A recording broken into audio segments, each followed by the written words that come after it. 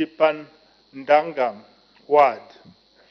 According to the results of the gap analysis report, Chipandanga ward will be covered through optimization of existing towers in the nearby location to provide network in the area. 3, Matushi ward. The House may wish to note that Matushi ward area is sufficiently covered by all the 3 mobile network operators. The plan of the government is to optimize the existing towers to ensure that coverage reaches the unserved area. 4, Kashima East Ward. Kashima East Ward has been captured in the gap analysis report, and a 75-meter tower has been recommended. The construction of this tower will be undertaken in 2023. Then, if so, when will the plans be implemented? That was part B. In view of the response given in part A, part B of the question automatically falls off. Mr. Speaker, I thank you.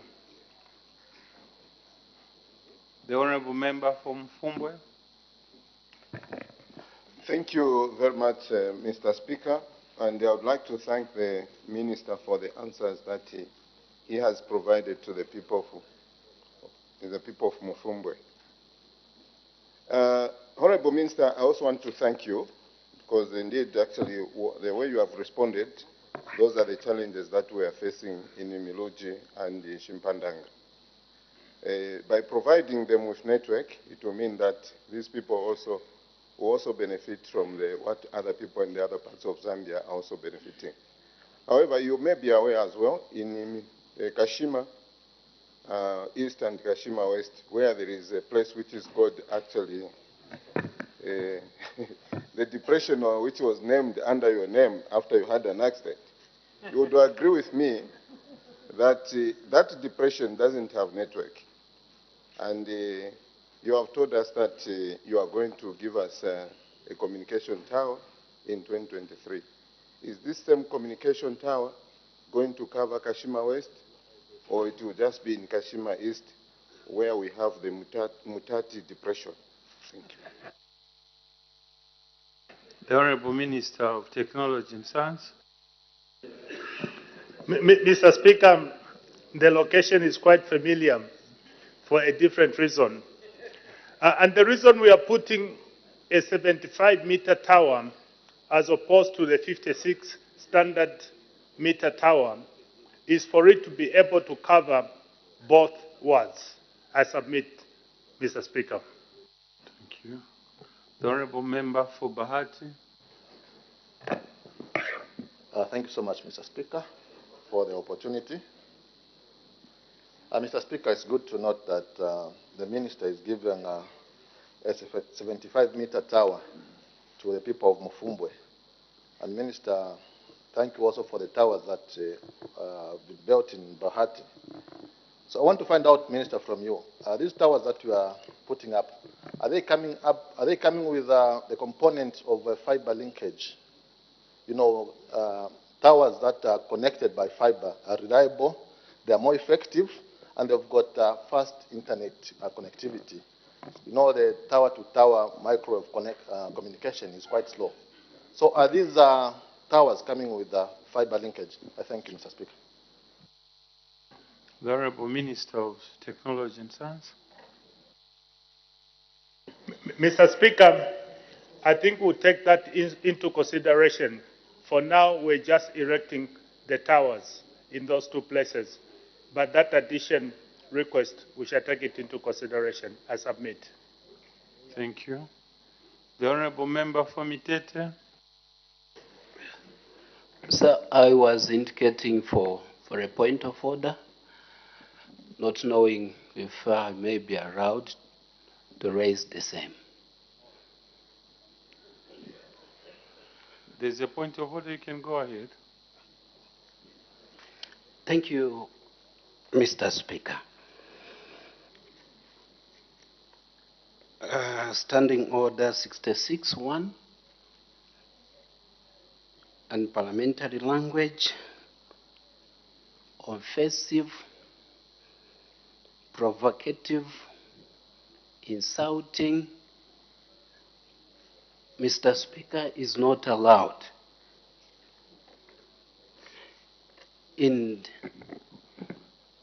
the Honorable House, your House, Mr. Speaker.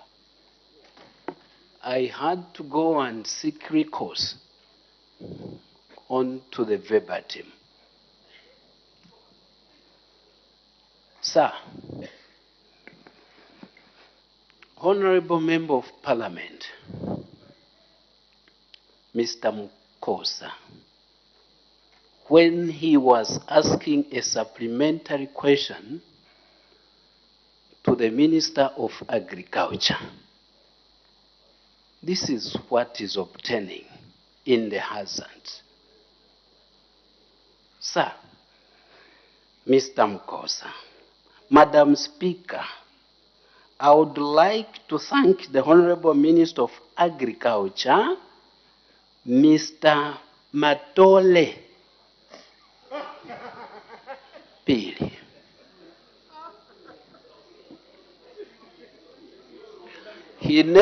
He went ahead with that, further interpreting what Matole is. And we've allowed this to go in the hazard, even for our children. Was he in order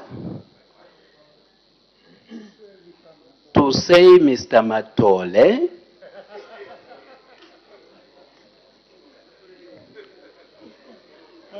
in this house, and to the Honorable Minister of Agriculture? I seek your serious ruling, Mr. Speaker. Mr. Speaker, thank you so much. Thank you, Honorable Member. I think I need to study the matter. Give me ample time to study the matter so that I look at the wording carefully, knowing very well that that is a very heavy weight. So I reserve my ruling.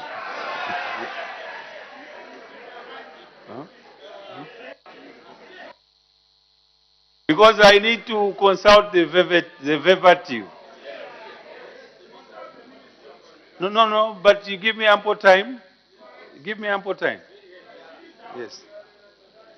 Let's make progress.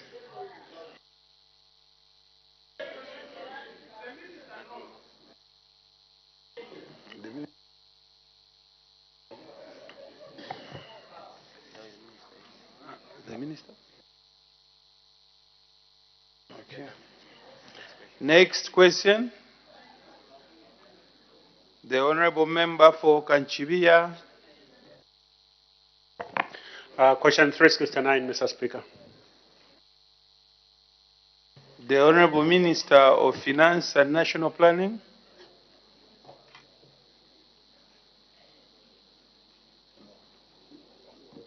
Thank you, Mr. Speaker. The question reads, A, in fact there are two questions in one. How much revenue was collected in toll fees on the Great North Road from Kapirimposhi to Nakonde from September 2021 to August 2022? And B, how the money was utilized?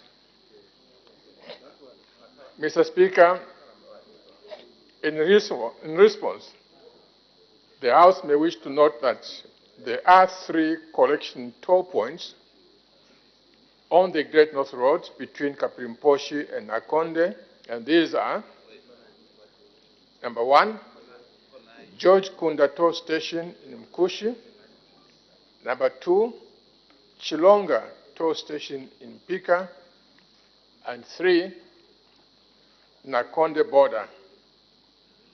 So, a total of 793 million kwacha was collected in toll fees from these stations from September 2021 to August 2022.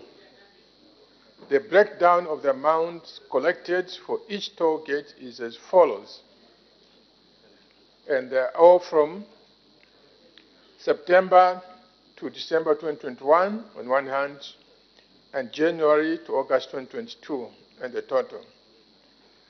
George Kunda, September to December 2021, 21 million kwacha. January to August 2022, 39 million kwacha, making a total of 60 million from George Kunda poll gate. From Chilonga, from September to December 2021, 15 million kwacha was collected, and from January to August 2022, 31 million kwacha was collected, making a total of 46 million kwacha from Chilonga. And Nakonde, from September to December 2021, 226 million kwacha was collected, and from January to August 2022, 461 million kwacha collected. Total for Nakonde, 687 million kwacha.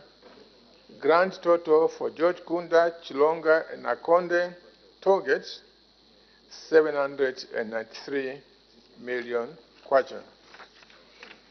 Mr. Speaker, the 793 million kwacha collected at these 3 toll stations formed part of the basket of funds for the road sector and was utilized in line with the road sector annual work plan. Mr. Speaker, some of the projects that have benefited from the revenues from the 3 during the stated period include the following. Number 1, payments for routine maintenance, 105.2 million kwacha. 2, pothole patching works on the Great North Road, 1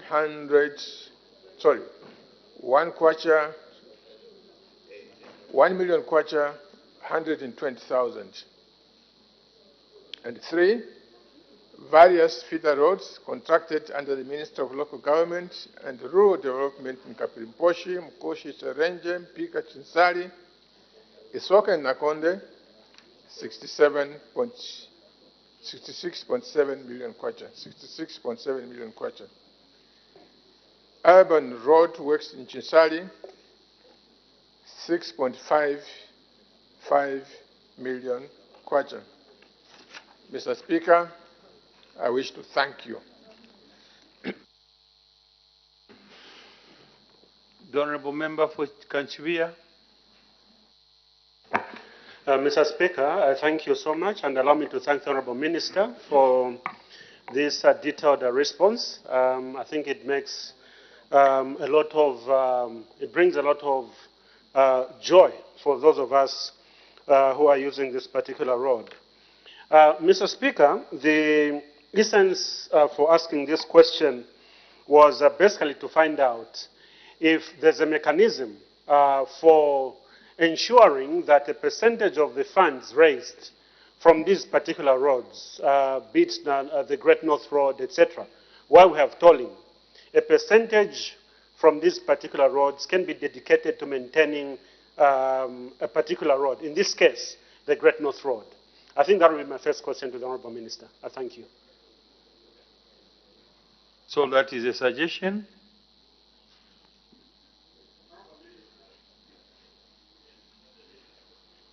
Mr. Speaker, it's a question. Is there a percentage dedicated to this particular road, plowing back into its rehabilitation. If you look at the state of the road versus what this road has generated, you find that there's a very sharp contradiction. Thank you, Mr. Speaker.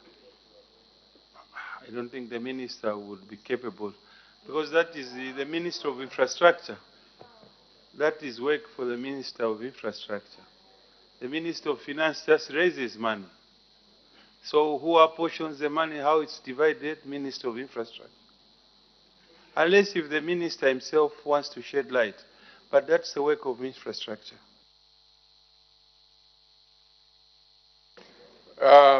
Thank you very much, Mr. Speaker, and thank you, Honorable.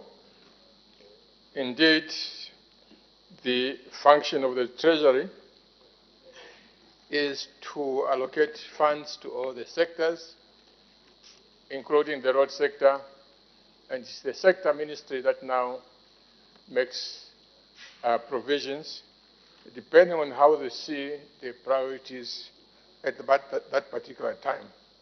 However, let me also say that at the time being, for the time being, presently, there is no formula like that which says because you have collected so much from this station, therefore the money stays. That formula does not exist at the moment. Mr. Speaker, the reason being that the national government takes total responsibility for the roads. So that, for example, on the Great North Road that we are talking about, there is money beyond what is being collected here, which you know, which is doing, I think it's the Chinsali Nakonde. And also, on top of that, I believe there's another portion which is going on right now. I can't remember exactly. And earlier on, or last year, or this year, I've been saying that among the funds that are being collected, or what we are negotiating for, is a World Bank financing, which is envisaged to do this Ranger to Pika Road. This is done in the context of total solution at the national level for key national roads such as this one. Of course, it would also be problematic to say because this money has been collected in Nakonde, therefore spend it in Nakonde. The question is, okay, it's been collected in Nakonde, but who says that the payer of that money is a resident of Nakonde? It could be a resident of Lusaka, it could be a resident of Chipata, it could be a resident of... So these are some of the complexions. Of course, you could also extend that to the mining sector. You could extend that to the electricity. Electrical levy must all come from Kariba. So it creates all sorts of problems. For now, the thing is we put the money into one pot, and then you say, let's divide this as equitably as possible so that every portion of the country receives something to do the road, including those where nothing is collected because they are part of our society. Thank you, Mr. Speaker. The Honourable Member for Mwandi.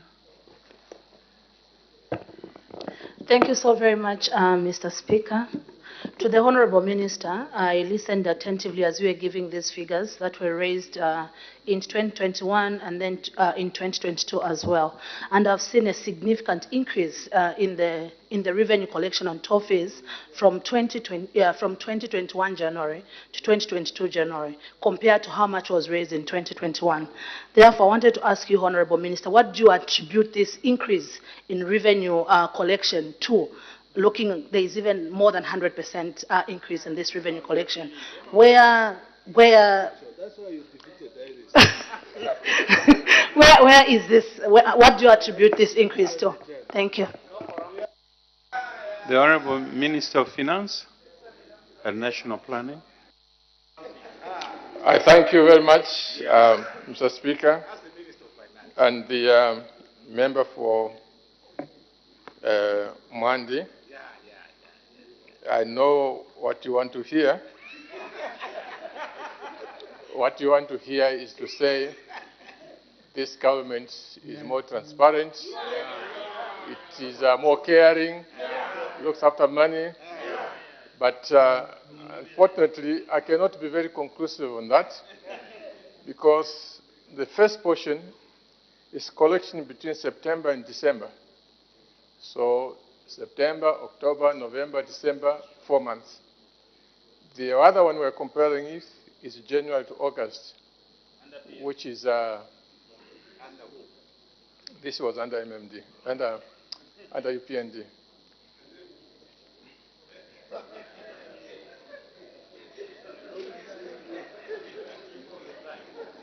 It's a slip of the tongue, yes.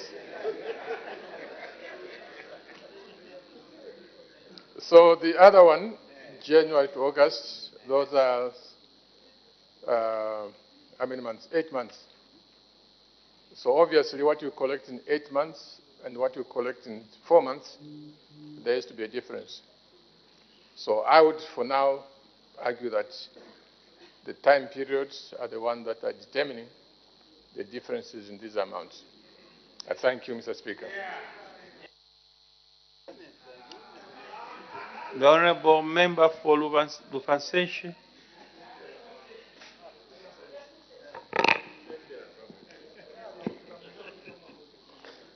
Thank you so much, Mr. Speaker, for permitting the good people of Lufansenshi to ask a follow-up question. Honourable Minister, I followed you well when you said your ministry managed to raise 793 million kwacha, which was very good, meaning that indeed you put some good mechanism to have that kind of money. Now, my question to you, Honourable Minister,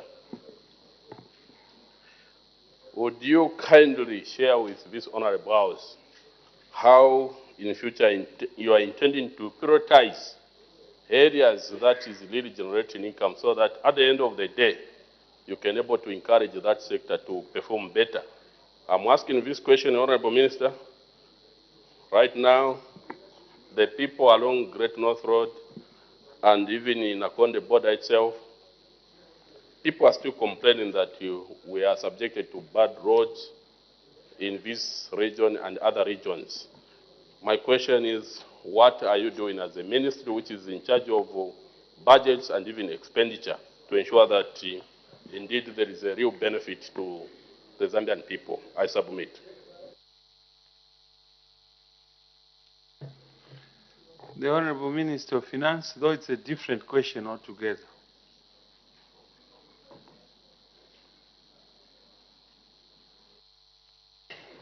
Thank you, Mr. Speaker. I think I did indicate that these toll fees are collected at each toll station, but rather than earmark those monies for the place where it has been collected, it goes in a common pot. It goes in a common pot, and from that common pot, the Ministry of Infrastructure now says, Eastern Province, which roads are in very poor state? Luapula, which roads are in very poor state? And so on and so forth. Then we equitably give each place in equity to have something. I also mentioned the fact that it is problematic for you to say, because you're collecting this money in Nakonde, therefore it must remain in Nakonde. I ask the question, how do you know the majority of the people paying at Nakonde are actually residents of Nakonde? There may be residents of the Commonwealth where there are also challenges in roads. There may be residents of Lusaka where there are also challenges in roads. There may be residents of Porokoso where there are also challenges in roads. So how can you say because this money has been collected in Nakonde, therefore the majority of it must go to Nakonde? It cannot work like that. Okay? It cannot work like that. Because next time you say, okay, all the electricity levy all the electricity levy comes from Kariba, the southern province, Kafue, is that southern or central? Lusaka province, southern. Itej, southern. Therefore, all the majority of the money for rural electrification or electrification must just be in southern province. Would that be a correct thing to do? Definitely not. So let's just accept we are one Zambia, one nation. The money goes into a single pot, and then we share equitably. Thank you very much, Mr. Speaker. Honorable Member for Kankoyo.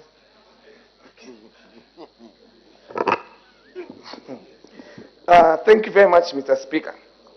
Mr. Speaker, I was just reading the update from National Health Fund over the collection of the toll fees between January this year and May, and they've already collected 1.1 billion, which is an indication that indeed the amount of money which this country, the citizens who are willing to contribute to the national development is increasing.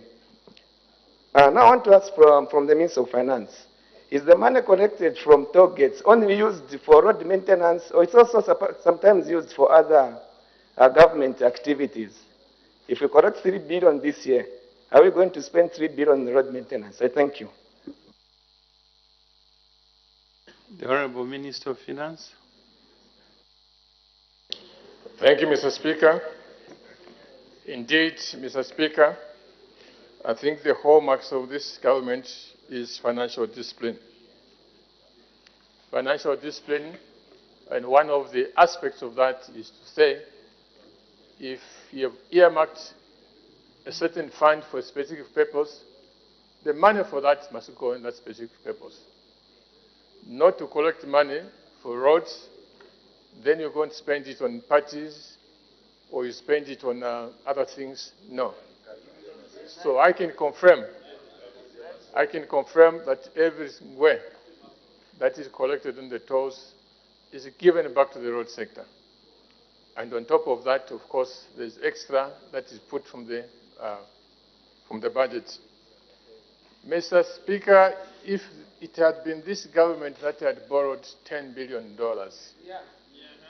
if it had been this government that had borrowed $10 billion for roads, I think the facelift of Zambia would have been totally so different from what we are seeing today.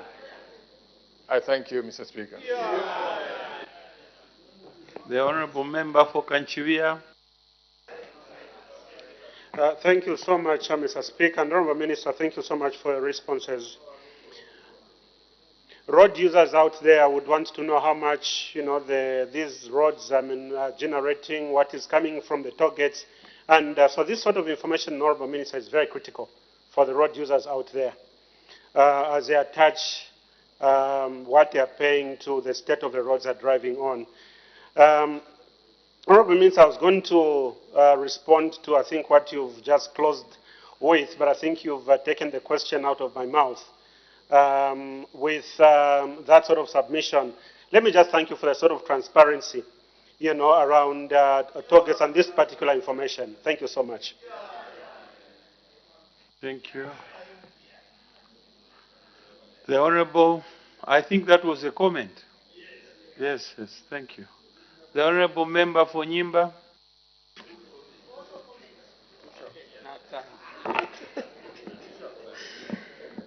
Thank you, Mr. Speaker. Minister, I agree with you that all the money collected, and I'm happy with you. You are saying all the money collected is put in one pot. From that pot now we distribute, saying where there are needs, and you distribute like constituencies or district like Nyimba, which has got a toll gate, and Nangoma with a toll gate. So as Nakonde. Minister, the question from the residents of these areas where these toll gates are based is that 4 kilometers from a toll gate or 10 kilometers from a toll gate, people, they pay money. It's a 20 kwacha per entry and 20 kwacha. 150 kwacha for a truck. 10 kilometers from that town, I'll give you a practical example of the Kapiri, for example, which is along Great North Road. In addition to that, I can give you Nyimba, which is along Great East Road.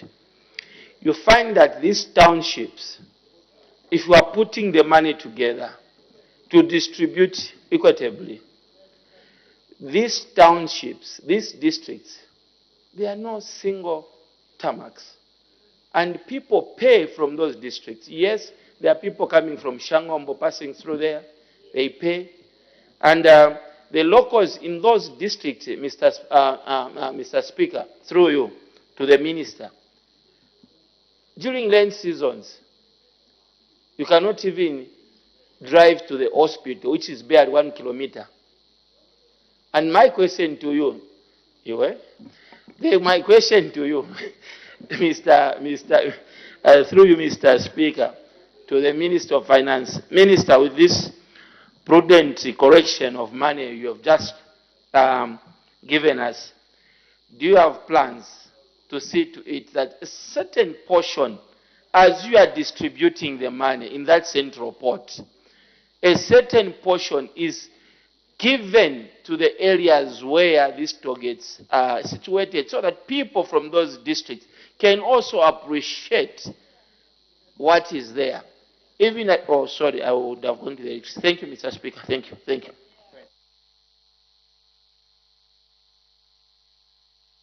The Honorable Minister of Finance. Thank you, Mr. Speaker, and thank you, Honorable. I believe, Mr. Speaker, this question has been asked in different forms, and I've already answered. So my answer is be no different from what I've said before. Therefore, I thank the Honorable for the suggestion that is made. Thank you. Thank you. Honorable Member for Mbapashe.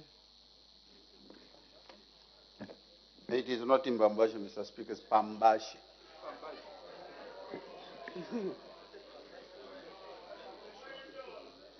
Thank you, Mr. Speaker. Minister, you are correctly stating that according to the Road Tolls Act, the road fees that, the toll fees that are collected are to be used for road rehabilitation, road maintenance, and road construction. And those that live within the 10 radial kilometers where the toll fees, the toll gates are constructed, are entitled to what is called the local user discount. They only pay 5 kwacha, not 20 kwacha. And those that traverses the toll gate for more than 10 times, they pay the frequent user discount, which is also at 80% per month. If you move for more than 10 times, you qualify for that, so that the records are set straight. And the increase, Minister, could be attributed to the increase in traffic volume. Now, bearing in mind that there are all these benefits that are coming, and I agree with you that you have to look at the country, and thank you for those answers, Minister. The money collected goes to Control 99 before it goes to the toll fees account. How frequent is the National Road Fund Agency is funded after the correction? How long does it take for the money to move from Control 99 to the Road Tolls Act, so that we can hold the National Road Fund Agency to account, to making sure that why are we not paying the road contractors? Why are we not doing road rehabilitation and road construction? I thank you, Mr. Speaker. I think that question was not. The Honorable Minister, are you in a position to know?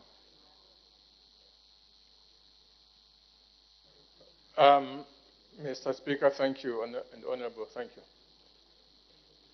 I'm afraid this is a detail that I did not expect. The only assurance I can give you that every way that is collected on the toll gates is invested back in the road sector without any exception.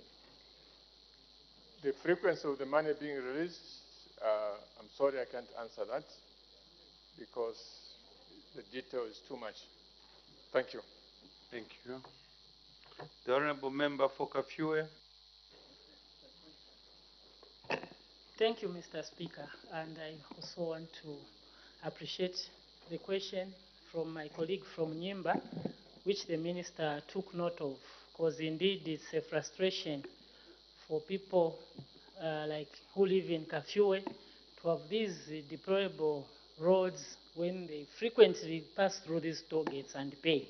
However, my question, Honorable Minister, is since these monies collected from toll fees are meant for maintenance and construction, is there any road we can specifically point at that has been financed from toll gate money in terms of a new construction since we took over, and prudent as we are? I thank you. Thank you, Honorable Member. Sorry, I have to intervene. I think those are details that the Minister may not be able to respond off cuff because I think they involve another ministry, which is Ministry of Infrastructure. Let's make progress. Question. Next question. The Honorable Member for Luvasenshi. Thank you so much, Mr. Speaker, for permitting the people of Ruvansesh to ask a question 370. The Honorable Minister of Youth, Sports and Arts.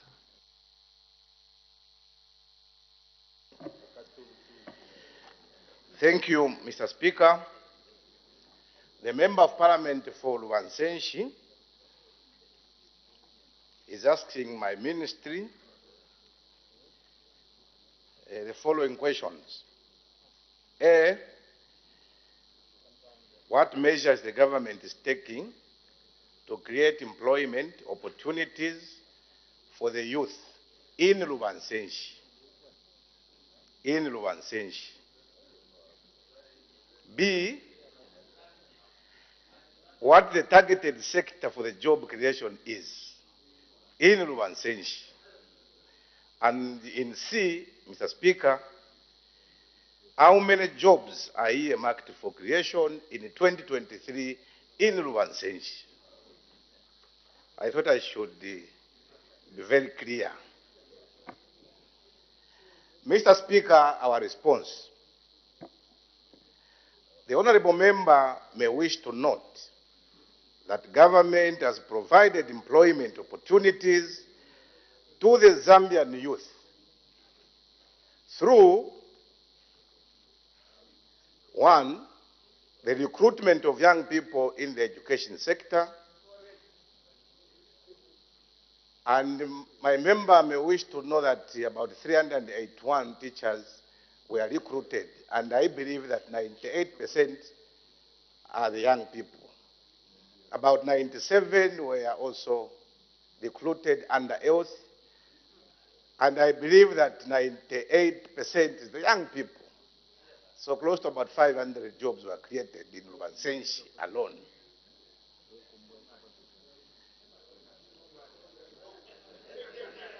The Honorable Member may wish also to know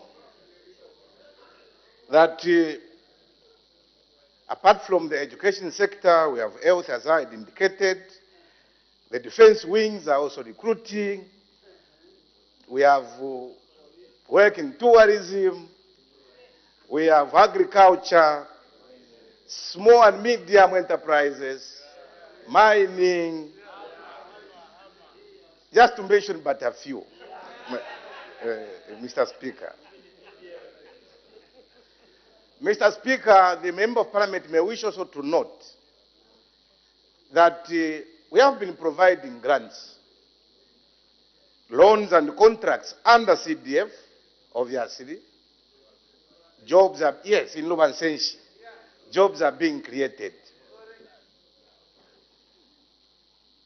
And very recently I was in Lubansensh myself giving out, under the National Youth Scheme, those grants to close to about 220 young people were given empowerment funds in Lubansensh. You can call it whatever you want, but it's an empowerment program. Further, Mr. Speaker, the ministry implements youth empowerment programs countrywide, ultimately benefiting the youth of Lubansensh. The measures to foster youth employment includes skills training, provision of economic grants through the National Youth Scheme, as I said earlier, placement of interns, volunteers and graduates through the National Youth Internship Volunteer and Graduate Program, and general empowerment programs. In B, Mr. Speaker, the Honourable Member of Parliament may further wish to note that youth empowerment programs will be implemented in a multi-sectoral approach in order to increase employment opportunities for the youth by providing, as in A, skills training and general empowerment programs that targets job-rich sectors such as agriculture, education, tourism, health, mining, manufacturing, and construction industry. In C, Mr. Speaker, the Honourable Member of Parliament again may wish to note that the Minister has no set targets in Lubansensh regarding employment creation for the youth. However, it should be noted that the Ministry creates youth employment opportunities through youth empowerment programs and provision of youth skills training. And in this regard, the Ministry has a target of empowering about 22,500, that is at the national level, and 10,000 with skills training, and 12,500 with grants and equipment under the Graduate Empowerment Program. Very important. In order to spur youth self-employment, that is in 2023. Nevertheless, Honourable Member, it should be noted that empowerment of the youth will be dependent on the number of applications received by the Ministry from your constituents. Mr. Speaker, I thank you. Honourable Member for Lubansensh. Thank you, Mr. Speaker, for the opportunity, and Honourable Minister of Sports, thank you for the response. Now, the people of Lubansensh, in particular the youth, would like to find out, since you have said about 500 or so have been given these jobs, starting from Minister of Health, Minister of Education, of course, even the Defense wing. Are you able to assure the people of Lubansensh, especially the youth, that the same gesture will replicate even in 2024? I submit.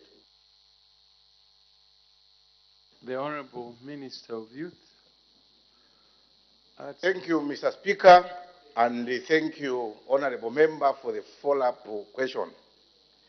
I want to indicate that under the National Youth Development Strategy by the new Dawn administration, this is not a one-off thing.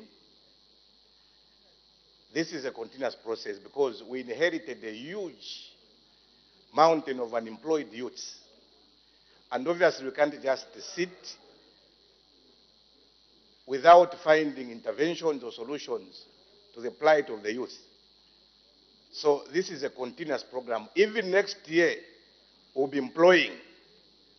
And I'm very sure that when the Minister of Finance will come here, when you'll be presenting the budget, obviously there will be some indications that next year we'll be employing the same young people. So it is a continuous program.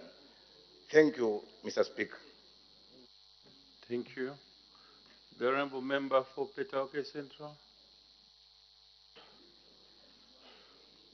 Thank you, Mr. Speaker, for giving the good people of Petauke this opportunity to ask a follow-up question to the Minister of Misepera, the youth. Minister of Youth, the youths of Lubansenshi, they are very worried. As you know that I'm a researcher, and according to my research, I told you to say 30% they are the only educated ones, 70% they are not educated.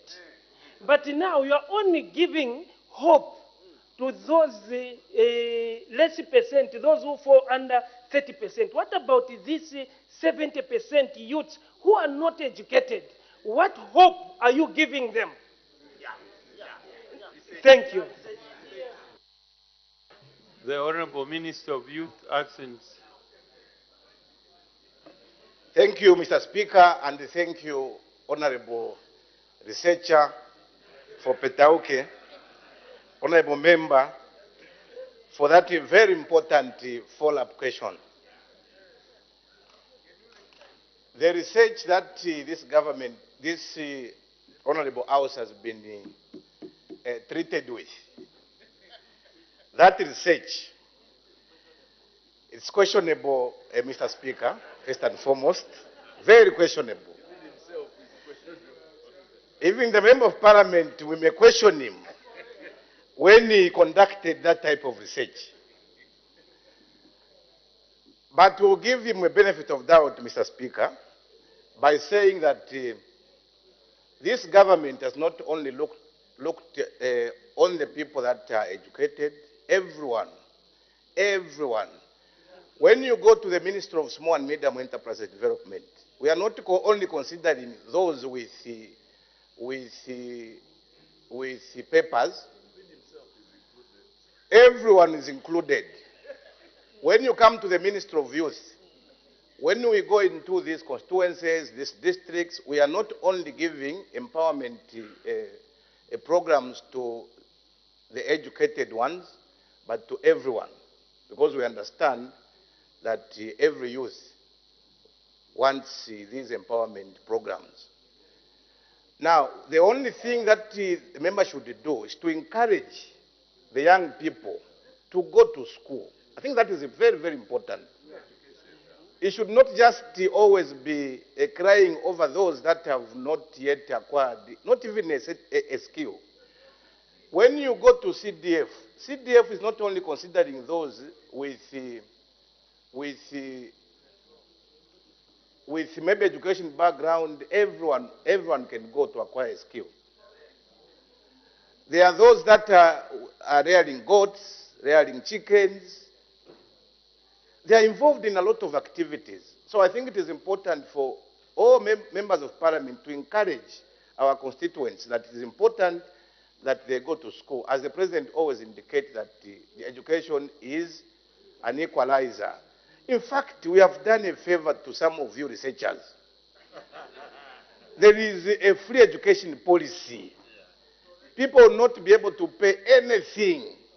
So as members of Parliament, take advantage of this very good opportunity where your constituents will be able to acquire skills and also get back to school. I think that is important. Thank you, Mr. Speaker.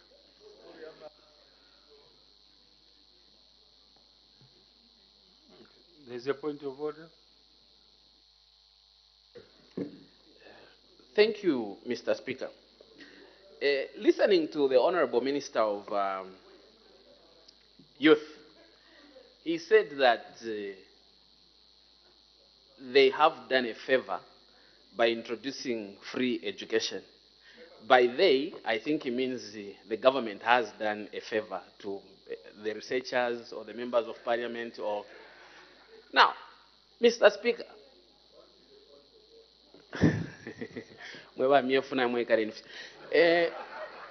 Honorable Member, yes, sir? There's a point of order that was raised again. Take your seat. Take your seat. There's a point of order that was raised against you over unpalatable language. And then in a similar manner, you continue. You said mienfu. Yes, but mienfu may be mienfu when you are friends, you are joking. But we are not here for jokes. We are here for business. I haven't left Amage Center to come and joke here. I'm here for business.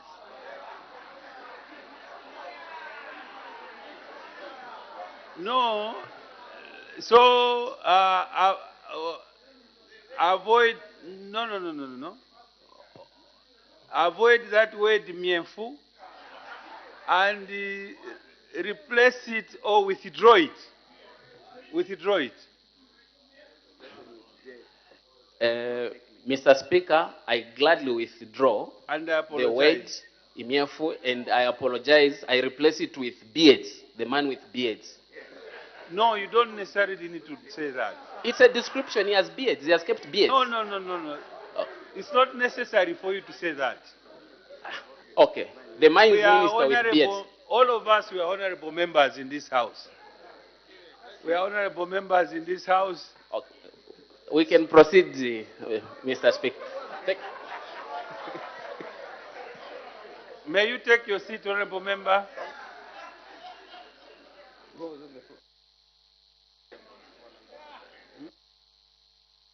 Honorable member from Chinga.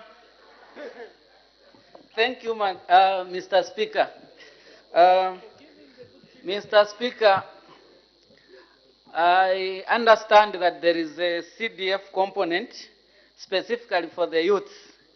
My question to the Honorable Minister is, Honorable Minister, does it mean the caring government of the New Dawn took care of the 70% that the researcher mentioned, who have got no, formal qualifications to be employed by government?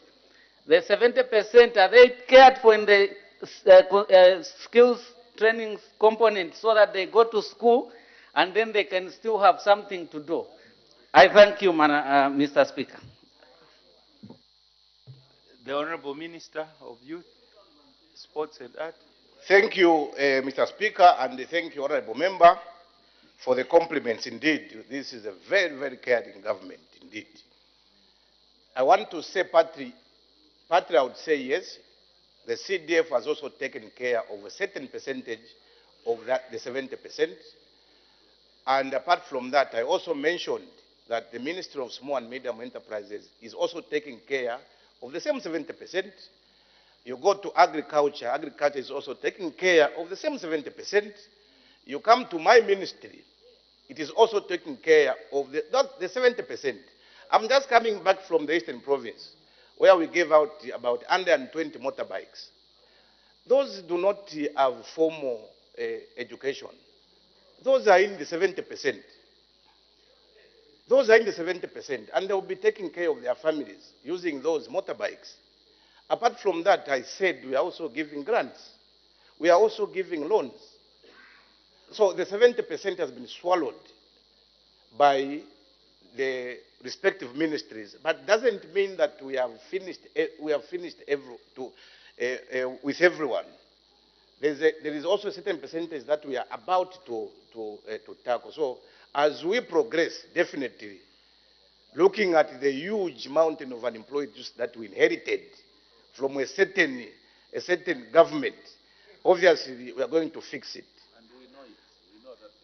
Thank you very much, Mr. Speaker. Honorable Member for Kankoyo. Yeah, thank you very much, Mr. Speaker.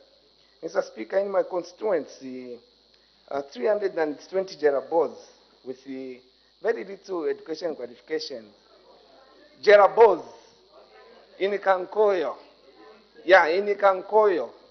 340 Jerabos through the CDF. What do you mean by Jerabos?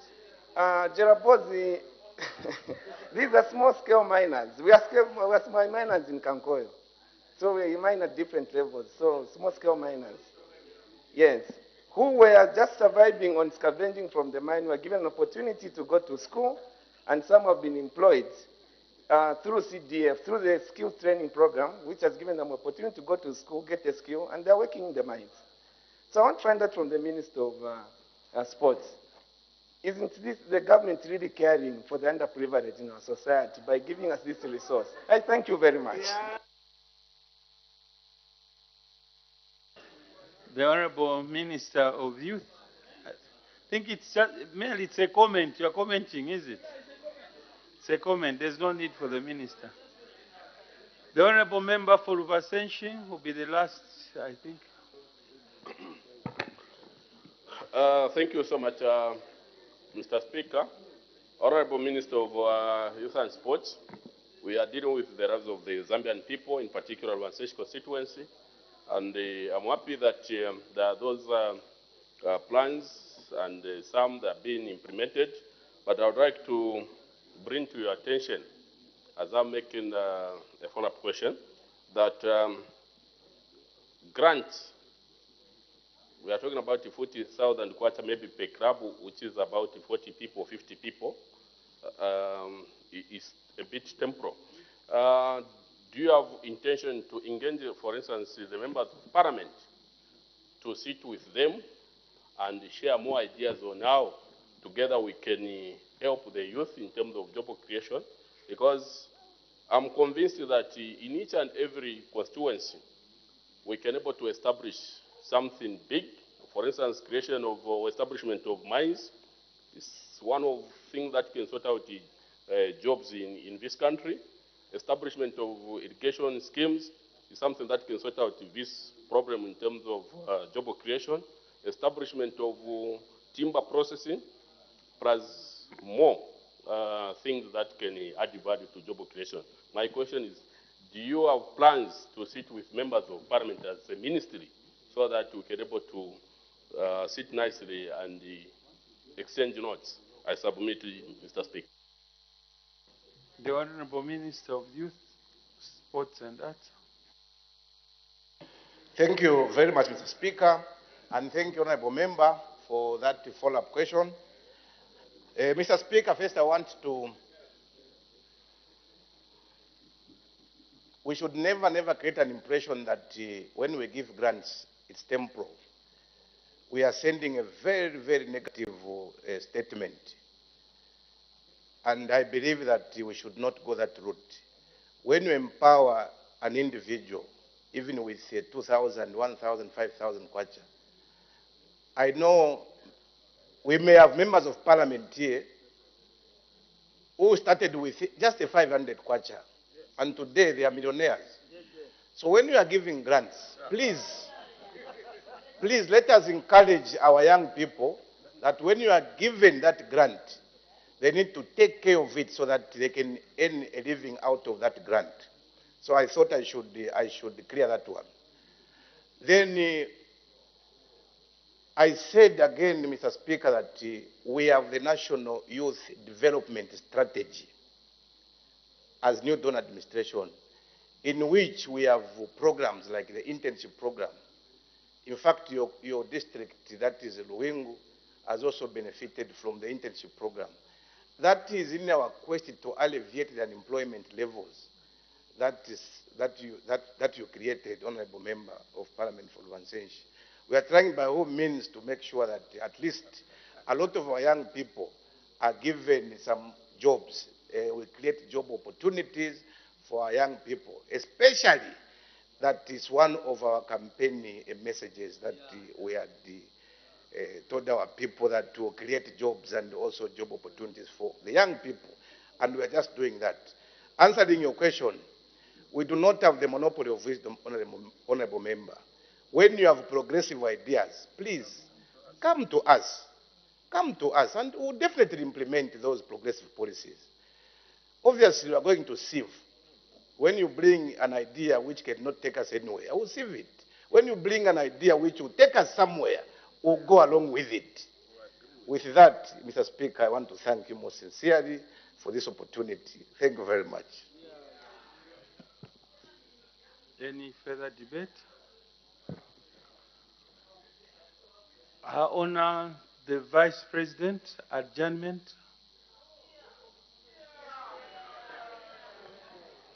Mr. Speaker, I beg to move that the House do now adjourn. As then any notice of an item for debate on the motion of adjournment of the House has been received, I put the question. The question is that the House now do adjourn. Any debate? Any objection? The question is agreed to. The House?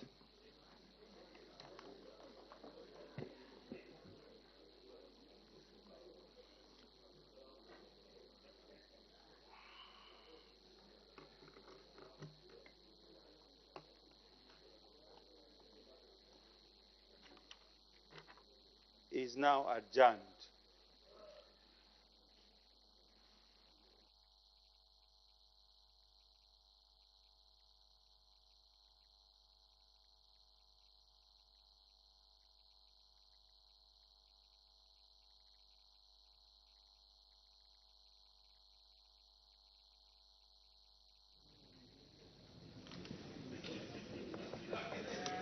It's a lovely evening. Thank you for still being with us here on Parliament Television. As today's business has since come to a close, be sure to make a day with us tomorrow at 14:30 hours. Time now to have a recap of business that has been considered on the floor of the House.